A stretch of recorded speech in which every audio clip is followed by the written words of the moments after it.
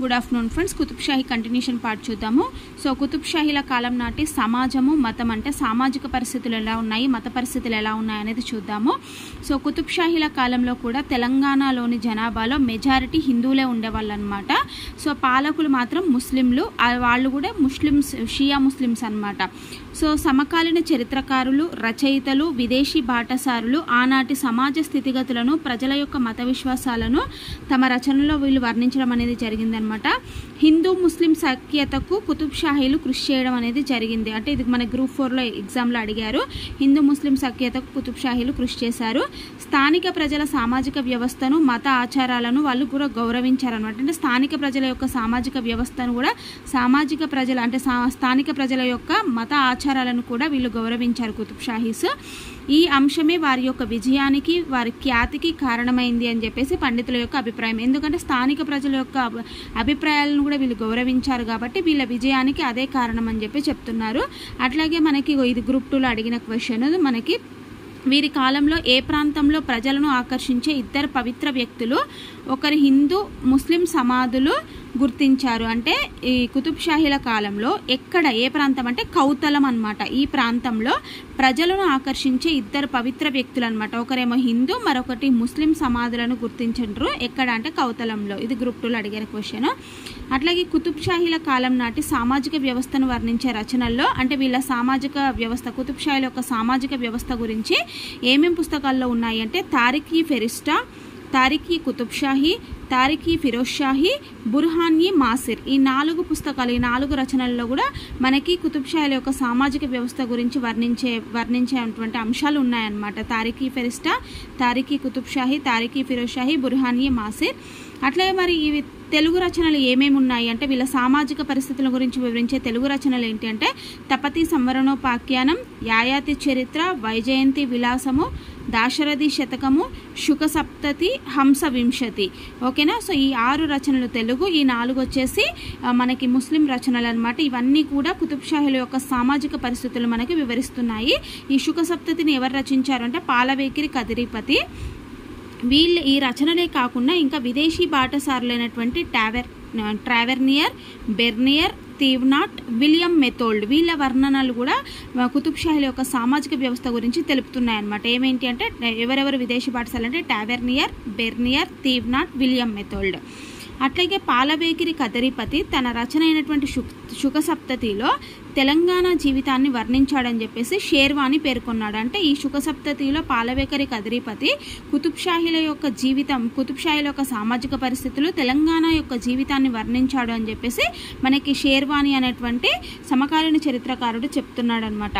ఇతడు సమాజంలోని బ్రాహ్మణ, వైశ్య, శూద్ర, ఇతర ఉపకులాల వారి వేషాలను, భాషను, ఆహారపు అలవాట్లను, ఇళ్లను, వారి యొక్క వివాహ పద్ధతులు, నిత్యం వాళ్ళు నిర్వహించే కార్యకలాపాలు, కోమట్ల యొక్క వ్యాపారము, కరణం, రెడ్డి మొదలైన వారి కార్యకలాపాలను, వేషాలను కూడా సో ఇతను ఈ శుక సప్తతిలో వర్ణించడం అనేది జరిగిందనమాట.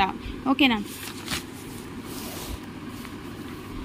ఇంకా ఏంటి అంటే బ్రాహ్మణులలో కొందరు పురోహిత్యం చేసి విద్యలు బోధించేవాళ్ళు, మరికొందరేమో వ్యవసాయం చేశారు. మర్రి ఆకులతో విస్తళ్ళు కుట్టి కూరగాయలు పండించి విక్రయించి పొట్ట గడిపేవారని పేర్కొంటాడు కదిరిపతి. అంటే ఈ కదిరిపతి ఇంకేం చెప్పాడు అనంటే మనకి వర్ణ వ్యవస్థలో ఉన్నటువంటి టాప్ పొజిషన్లో ఉన్నటువంటి బ్రాహ్మణులు ఉన్నారు కదా, ఆ బ్రాహ్మణుల్లో కొందరేమో పౌరోహిత్యం చేసి విద్యలు బోధించేవాళ్ళు, మరికొందరేమో వ్యవసాయం చేసేవాళ్ళు, మర్రి ఆకులతో విస్తళ్ళు కుట్టి కూరగాయలు పండించి అమ్మి కూడా వాళ్ళ పొట్ట గడుపుకునేవారు అని చెప్పి చెప్పాడనమాట. సో కొందరేమో చదవడం, లెక్కడం, రాయడం నేర్చిన వారు ముస్లిం కొలువులో నేర్చుకున్నారు. అంటే ఎడ్యుకేటెడ్ బ్రాహ్మిన్స్ అయితేనేమో వాళ్ళు ముస్లిం యొక్క కొలువులో ఉద్యోగానికి చేరేవాళ్ళు అనమాట. అట్లాగే బ్రాహ్మణులు భుజంపై 3 తరాల నుంచి భద్రంగా వస్తూ వచ్చినటువంటి దావలి అంటే మడిపంచే, ఆసిమ సంచి, ముతక నీర్కాని, దోవతి, తల చుట్టూ ఒక చింపుల భైరవాసం, చెమటతో కరిగే బొట్టు, మారేడు బుర్రలో మంత్రాక్షరం, ఒక చేత పంచాంగం, చూపుడు వేలికి ఉంగరం, మెడలో మురికి జంధ్యం ధరించి హరే రామ హరే కృష్ణ అంటూ వీధుల్లో తిరిగేవారని చెప్పి ఆంధ్రుల సాంఘిక చరిత్రలో సురవరం ప్రతాపరెడ్డి వర్ణించాడనమాట. అంటే ఆంధ్రుల సాంఘిక చరిత్రలో సురవరం ప్రతాపరెడ్డి ఈ బ్రాహ్మణుల గురించి ఇక వాళ్ళ వేషధారణ ఇలా ఉండేది అని చెప్పేసి వాళ్ళ గురించి వర్ణించడం అనేది జరిగిందనమాట. సో కొందరు బ్రాహ్మణ వితంతువులు పూటకూటి ఇళ్లను కూడా గడిపేవాళ్ళంట. అట్లాగే గ్రామ స్థాయిలో కరణం పెద్ద స్థాయి అధికారి అనమాట. అంటే కరణం అనేది గ్రామ స్థాయిలో పెద్ద అధికారిని కరణం అనేవాళ్ళు. సో సుల్తాన్కి సరైన సమాచారం అందాలంటే గ్రామకరణాలు రికార్డులను సరిగ్గా ఉండాల్సిన అవసరం ఉండేదన్నమాట. అంటే సుల్తాన్కి ఏదైనా విషయం గ్రామాల్లో జరిగే పరిస్థితులు తెలపాలి అని అంటే ఖచ్చితంగా గ్రామకరణాల యొక్క రికార్డులు అనేవి సరిగ్గా ఉండాల్సిన అవసరం అనేది ఉండేదన్నమాట.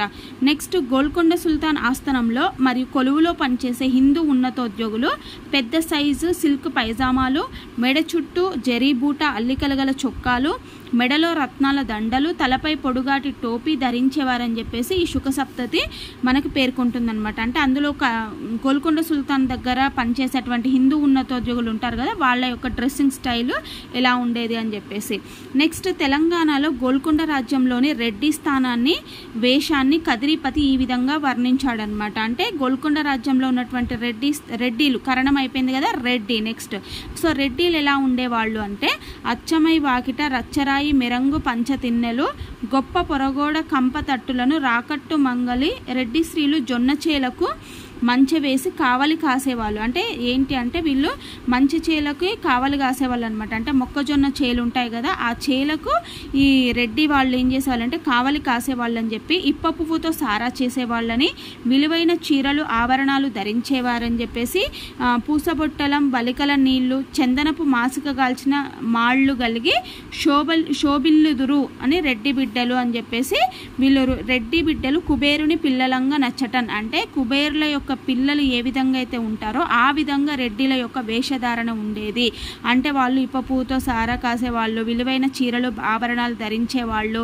ఓకేనా. సో ఆ రకంగా వాళ్ళ వేషధారణ ఉంది అని చెప్పి చెప్తున్నారనమాట. మరి కోమటి వేషం గురించి మల్హాన చరిత్ర రచయిత అయినటువంటి పెదపాటి ఎర్రనార్యుడు ఈ రచనలో చెప్పాడు. అంటే కోమటి వేషం గురించి ఎవరు చెప్పారంటే పెదపాటి ఎర్రనార్యుడు. ఏ బుక్లో అంటే మల్హాన చరిత్ర దాంట్లో. సో ఎలా ఉండేదంటే వర్తక వ్యాపారమే కోమటి యొక్క వృత్తి అనమాట. వీళ్ళు ధనవంతులు అని సమకాలీన రచనలు తెలియజేస్తున్నాయి. సో వీళ్ళ వృత్తి అనేది వ్యాపారమే అనమాట కోమటి వాళ్ళు. కాబట్టి వీళ్ళు ధనవంతులు అని చెప్పేసి కూడా రచనల ద్వారా మనకు తెలుస్తుంది. సో గ్రామాల్లో నేత, చాకలి, మంగలి, వడ్రంగి, కుమ్మరి, కమ్మరి మొదలైనటువంటి వివిధ కుల వృత్తులు చేసుకునే వాళ్ళు కూడా ఉన్నారు. సమాజంలో వేశ్యావృత్తి కొనసాగింది అని చెప్పేసి ఇక్కడ థామస్ బేరీ వేశ్యావృత్తి గురించి చెప్పడం జరిగింది. థామస్ బేరీ అనే విదేశీ యాత్రికుడు. సో సమాజంలో వేశ్యావృత్తి కొనసాగింది. సమకాలీన సాహిత్యంలో వేశ్యావాటికల యొక్క ప్రస్తావన కూడా ఉందన్నమాట. అబుల్ హసన్ తానిషా ప్రభుత్వం వేశ్యావాటికల నిర్వహణకై 3,24,000 ఖర్చు చేశారు అని చెప్పేసి గిర్దాలిలాల్ రాశాడు. అంటే అబుల్ హసన్ తానిషా వీటి నిర్వహణకి ఇంత ఖర్చు చేశాడు అని అంటే వీటి యొక్క ప్రాముఖ్యత ఎట్లా ఉండేది ఆ రోజుల్లో అనేది గిర్దాలిలాల్ చెప్పంటే వాటికి వీళ్ళు ఎంత ప్రాముఖ్యత ఇచ్చేవాళ్ళని. నెక్స్ట్ ట్రావెర్నియర్ మెథోల్డులు వేశ్యల గురించి వర్ణించడం కూడా జరిగిందనమాట. నెక్స్ట్ కుతుబ్ షాహీల కాలం నాటి హిందూ వివాహ తంతును గంగాధరుడేమో తపతీ సంవరణోపాఖ్యానంలో, సారంగతమ్మ ఏమో వైజయంతి విలాసంలో మనోహరంగా వర్ణించాడనమాట. అంటే కుతుబ్ షాహీల యొక్క వివాహ వ్యవస్థ ఎలా ఉండేది అని చెప్పేసి వీళ్ళిద్దరూ ఈ పుస్తకాలలో రచించారు. ఆనాటి కాలం నాటి పండుగలు, పిల్లలు పెద్దలు ఆడుకునే ఆటల గురించి శుకసప్తతి, హంసవింశతి రచనలు వర్ణించాయన్నమాట. అంటే కుతుబ్ షాహీల కాలంలో ఎలాంటి పండుగలు చేసుకునేవారు, పిల్లలు పెద్దలు ఏ విధంగా ఆడుకునేవాళ్ళు, వాళ్ళు ఆడుకునేటువంటి ఆటల గురించి శుకసప్తతి, హంసవింశతి అనే రచనలు వర్ణించడం జరిగింది. గోల్కొండ రాజ్యంలో ముస్లిం వేషాలు ఎలా ఉండేవో గోగులపాటి కూర్మనాథుడు తన రచన అయినటువంటి సింహాద్రి నారసింహ శతకం వర్ణించడం అనేది జరిగింది అనమాట. అంటే ముస్లింలు ఎలా ఉండేవాళ్ళు గోల్కొండ రాజ్యంలో అనేది దాని గురించి ఎవరు చెప్పారంటే గోగులపాటి కూర్మనాథుడు తన రచనటువంటి సింహాద్రి నారసింహ శతకంలో వర్ణించాడనమాట. అట్లాగే సంఘంలో శూద్రుల స్థితి అనేది దీనంగా ఉండేది. వీరు గ్రామాల్లో వ్యవసాయం చేసేవాళ్ళు అనమాట. సో గ్రామాల్లో రెడ్డి, కరణం, వైశ్య మొదలైన వారికి ఈ శూద్రులు సేవలు కూలీలు చేసేవాళ్ళు అనమాట. సో నగరాల్లో ప్రభువులకు, ఉన్నతాధికారులకు నౌకర్లుగా కూడా వీళ్ళు పనిచేసేవాళ్ళు శూద్రులు.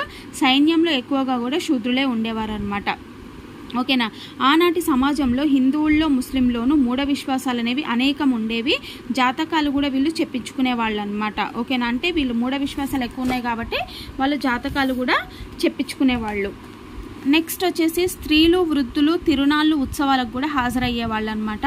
పూరి జగన్నాథ యాత్రలో రథచక్రాల కింద బలవంతంగా పడి ప్రాణాలు వదిలితే మోక్షం లభిస్తుంది అని చెప్పేసి నమ్మేవాళ్ళని ఫ్రెంచ్ పాటసారి ఫ్రాంకోయిస్ బెర్నియర్ రాశాడనమాట. అంటే వాళ్ళకి మూఢనమ్మకాలు ఎక్కువ, కుతుబ్ షాహీల కాలంలో మూఢనమ్మకాలు ఎక్కువగా ఉన్నాయన్నాం కదా. దానికి ఒకటి ఎగ్జాంపుల్ ఏంటి అంటే వీళ్ళు పూరి జగన్నాథ యాత్రలో రథచక్రాల కింద బలవంతంగా పడి ప్రాణాలు వదిలితే మోక్షం లభిస్తుంది అని నమ్మేవాళ్ళు అని చెప్పేసి ఫ్రెంచ్ పాటసారి రాశాడు. దీన్నే ప్రేయర్ అనే విదేశీ పాటసారి కూడా పేర్కొన్నాడు అనమాట. అట్లాగే మనకి కుల వ్యవస్థ, సతీ సహగమనం మొదలైన దురాచారాలను కూడా విదేశీ పాటసారులు పేర్కొన్నారు. ట్రావెర్నియర్ తను ఒక స్త్రీని సతీ సహగమనం చేయకుండా ఒక స్థానిక అధికారి జోక్యం చేసుకోవడాన్ని చూశానని, కానీ లంచగొండితనానికి అలవాటు పడిన ఆ అధికారి లంచం తన ఉద్యోగులకు అందగానే ఆమెని సతీ సహగమనం చేయడానికి అనుమతినిచ్చాడని పేర్కొన్నాడు అనమాట. అంటే ఈ ట్రావెర్నియర్ ఏం చేశాడు అంటే ఒక స్త్రీని ఎవరో సతీ సహగమనం చేస్తుంటే ఒక స్థానిక అధికారి జోక్యం చేసుకోవడం తను చూశాడు, కానీ అతను లంచగొండితనానికి అలవాటు పడడం వల్ల తనకి లంచం అందగానే మళ్ళీ ఆమెను సతీ సహగమనం చేయడానికి పర్మిషన్ కూడా ఇచ్చాడని చెప్పి పేర్కొన్నాడు. నెక్స్ట్ స్థానిక అధికారులు సతిని ప్రోత్సహించారని చెప్పేసి థామస్ పేరీ తన రచన అయినటువంటి a geographical account of the countries around the bay of బెంగాల్లో పేర్కొన్నాడు అనమాట. అంటే సతిని ప్రోత్సహించారని చెప్పేసి కూడా ఈ థామస్ పేరీ అనే అతను ఈ రచనలో పేర్కొన్నాడు అనమాట. Geographical accounting of the countries around the bay of Bengal. So వీరి కాలంలో అవినీతి లంచగొండితనం ఉందని కూడా తెలుస్తుంది. సో కుతుబ్ షాహీలు స్థానిక ప్రజల యొక్క సామాజిక మత విశ్వాసాల్లో ఆచారాల్లో జోక్యం చేసుకోలేదు. దసరా, దీపావళి, హోలీ, రంజాన్, బక్రీద్, నవ్రోజ్, మొహరం ఇవన్నీ కూడా ఈ కాలం నాటి పండుగలు అనమాట. హిందూ ముస్లింలు సఖ్యతతో వీటిని జరుపుకునేవారు. అట్లాగే హిందూ ముస్లింలు ధరించిన దుస్తులు కులా మరియు కబా అనగా టోపీ మరియు పొడవైన కోటు. ఇది మనకి గ్రూప్ 1 ప్రిలిమ్స్లో అడిగారనమాట. హిందూ ముస్లింలు ధరించినటువంటి దుస్తులను ఏమంటారంటే కులా మరియు కబా. అంటే కులా మరియు కబా అంటే ఏంటంటే కులా అంటే టోపీ, కబా అంటే పొడవైన కోటు అనమాట. ఇది గ్రూప్ 1 ప్రిలిమ్స్లో అడిగారు. నెక్స్ట్ స్త్రీల హోదా ఎలా ఉండేది కుతుబ్ షాహీల కాలంలో అంటే గోల్కొండ రాజ్యంలో స్త్రీ హోదా స్థితి అనేది దీనంగానే ఉన్నట్లు మనకి సాహిత్యాల ద్వారా తెలుస్తుంది. పొన్నగంటి తెలగనార్య కవి తన రచనలో యాయాతిని అత్తగారింటికి పంపే సందర్భంలో ఆమెను ఉద్దేశించి చెప్పిన మాటలు హితవు స్త్రీకి ఏమాత్రం స్వేచ్ఛ స్వాతంత్రం లేదని, ఆమె భర్త అత్త అధీనంలోనే బతికేదని తెలుస్తుంది. అంటే మనకి పొన్నగంటి తెలగాచార్యుడు యాయాతి చరిత్ర రాశాడు కదా. తన రచనలో చరిత్రలో యాయాతి అనే ఆమెని అత్తగారింటికి పంపే సందర్భంలో ఆమె అత్తగారింట్లో ఏ విధంగా మెలగాలి అని చెప్పేసి ఆమెకు చెప్పినటువంటి మంచి మాటల ద్వారా స్వేచ్ఛ స్వాతంత్రం స్త్రీకి లేదు, ఆమె భర్త మరియు అత్త అధీనంలో బతికేదని మనకు తెలుస్తుంది అనమాట. ఇదే విషయాన్ని ప్రేయర్ అనే బాటసారి కూడా వివరిస్తూ హిందూ స్త్రీలు పరదా వాడారని, ముస్లిం స్త్రీలు తప్పనిసరిగా పరదాలోనే బయటికి వెళ్ళాలని వారి మగవారు ఆదేశించావని పేర్కొన్నాడు. అంటే ఏంటి అంటే సో స్త్రీలకు స్వేచ్ఛ స్వాతంత్రం లేదు కదా, అంటే హిందూ స్త్రీలేమో పరదా వాడారు, ముస్లిం స్త్రీలు కూడా తప్పనిసరిగా పరదాలోనే బయటికి వెళ్ళాలని చెప్పేసి వాళ్ళ మగవాళ్ళు కూడా ఆదేశించారంట. తర్వాత స్త్రీని ఒక భోగపు వస్తువుగా చూశారని చెప్పేసి విలియం మెథోల్డ్ వాపోయాడు. రాజకీయ లబ్ధి కోసం సుల్తానులు వివాహ సంబంధాలను బలోపేతం చేసుకున్నారు. బలవంతపు పెన్నిండ్లు ఆచరణలో ఉండేవన్నమాట. అంటే వీళ్ళు రాజకీయ లబ్ధి కోసమే వివాహ సంబంధాల ద్వారా వాళ్ళ రాజ్య విస్తరణ అనేది పెంచుకున్నారనమాట. కాబట్టి బలవంత పెన్నిళ్ళు కూడా ఆచరణలో ఉన్నట్టు మనకు అర్థమవుతుంది. దేవదాసి వ్యవస్థ కూడా కొన్ని ప్రాంతాల్లో ఆచరణలో ఉండేది. బహుభార్యత్వం, బాల్య వివాహాలు కూడా సాధారణం అనమాట కుతుబ్ షాహీల కాలంలో. సామాన్య స్త్రీలు వ్యవసాయ పనులు, కూలి, నేత మగ్గాలపై నిర్మాణాల దగ్గర పనిచేసి జీవితం గడిపేవారు అనమాట. అంటే సామాన్య స్త్రీలు ఉంటారు కదా, వాళ్ళు వ్యవసాయ కూలి పనులు కూడా చేస్తూ నేత మగ్గాలు, నిర్మాణాల పనులలో కూడా చేసేవాళ్ళు. విద్య అనేది సామాన్య ప్రజలకు, స్త్రీలకు అందుబాటులో ఉండేది కాదు. రాజకుటుంబీకుల బాలికలు, స్త్రీలు సంగీతం, నృత్యం, చిత్రలేఖనం మొదలైన కళలు నేర్చుకున్నారనమాట. అంటే రాజకుటుంబీకులు మాత్రం వాళ్ళు సంగీతము, నృత్యము, చిత్రలేఖనం లాంటివి నేర్చుకునేవాళ్ళు. సో తర్వాత చాంద్ బీబీ, హయత్ బక్షి బేగం, గుల్బదన్ బేగం, నూర్జహాన్, ముంతాజ్ బేగం, మీరాబాయి వీళ్ళందరూ కూడా ఈ యుగానికి చెందినటువంటి గొప్ప స్త్రీలు అనమాట. సో ఇది మనకి కుతుబ్ షాహీలకు చెందినటువంటి సామాజిక పరిస్థితులు. మనం నెక్స్ట్ క్లాస్లో కుతుబ్ షాహీల యొక్క ఆర్థిక పరిస్థితి ఎలా ఉందనేది చూద్దాం. ఓకేనా? సో ఇది ఈరోజు క్లాస్ అనమాట. ఎలా ఉంది అని ఎలా అనిపించింది మీకు అనేది ఒక లైక్ కామెంట్ ద్వారా నాకు తెలియజేయండి. ఓకేనా? Thank you very much.